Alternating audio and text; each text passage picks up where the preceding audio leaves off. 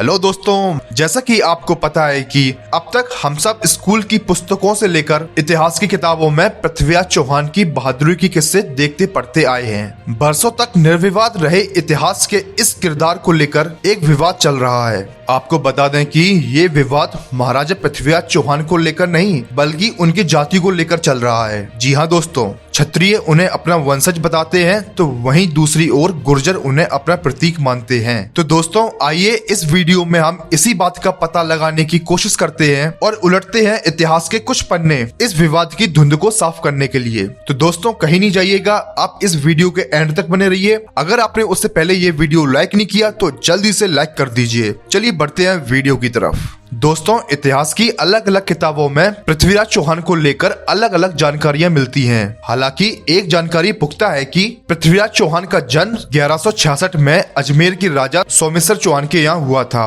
और उनकी मां कर्पूरी देवी दिल्ली के राजा अनंगपाल द्वितीय की इकलौती बेटी थी। दोस्तों आपको बता दें कि इतिहास में उनके दो किस्से बहुत प्रसिद्ध हैं। जी हाँ दोस्तों, एक राजकुमारी संयुक्ता से शादी का और दूसरा किस्सा मोहम्मद गोरी को मारने का। चलिए दोस्तों अब पहले किस्से के बारे में थोड़ी बात कर लेते हैं। राजकुमारी संयुक्ता कन्नौज के राजा जयचंद्र राठौड़ की बेटी थी। उन्होंने महाराजा पृथ्वीराज चौहान का चित्र देखा था और पृथ्वीराज चौहान ने उनका चित्र देखा था और आपको बता दें कि दोनों ने मन ही मन में एक दूसरे को जीवन साथी मान लिया था। लेकिन दोस्तों जयचंद्र की पृथ्वीराज चौहान से बनती नहीं थी। जी हाँ दोस्तों, जयचंद्र की पृथ्वीराज चौहान से कोई नाराजगी थी। उन्होंने अपनी बेटी का स्वयंवर आयोजित किया, दूर दूर से राजकुमारों को बुलाया लेकिन पृथ्वीराज चौहान को नहीं बुलाया। और दोस्तों आपको बता दें कि यही नहीं, महाराजा पृथ्वीराज चौहान की मूर्ति बनवाकर द्वारपाल के स्थान पर लगवा दी। दोस्तों ये सब देख संयुक्ता ने भी स्वयंवर में आए किसी भी राजकुमार को नहीं चुना और उन्होंने द्वारपाल में लगे महाराजा पृथ्वीराज चौहान की मूर्ति को माला पहना दी।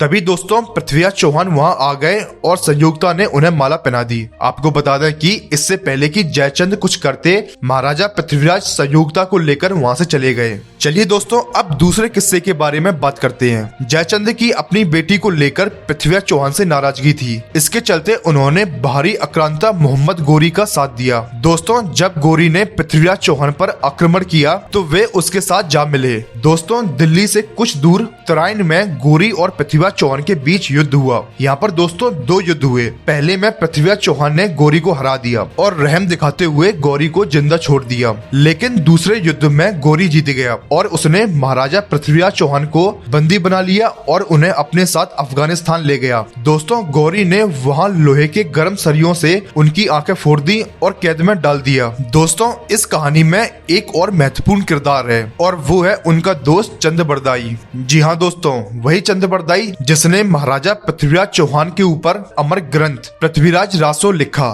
दोस्तों आपको बता दें कि ऐसा बताते हैं कि जब मोहम्मद गोरी के दरबार में चंद्रबरदाई और महाराज पृथ्वीराज चौहान दोनों मौजूद थे, तब चंद्रबरदाई ने एक दोहे से उन्हें इस बात का आभास दे दिया कि गौरी कहाँ बैठा है। और दोस्तों वो दोहा बहुत मशहूर दोहा है कि 4 बांस 24 गंज अंगुल अष्ट प्रमाणता, ऊपर सुल्तान है मत चूके चौहान। दोस्तों इस दोहे से अंधे हो चुके पृथ्वीराज चौहान को पता चल गया कि गौरी कहाँ बैठा है और उन्होंने वहां पर तीर चलाकर उसे मार दिया। दोस्तों आपको बता दें कि पृथ्वीराज चौहान का निधन 1192 में अफगानिस्तान में हो गया। चलिए दोस्तों अब असल मुद्दे पर आते हैं कि पृथ्वीराज चौहान की जाति क्या थी। दोस्तों आपको बता दें कि महाराजा पृथ्वीराज चौहान को इतिहास की ज्यादातर किताबों में वैसे तो क्षत्रिय राजा के तौर पर मान्यता मिली हुई है, लेकिन गुर्जर समाज के लोगों ने उन्हें गुर्जर राजा करार दे दिया है। दोस्तों पृथ्वीराज चौहान को गुर्जर सम्राट बताने के लिए सोशल मीडिया पर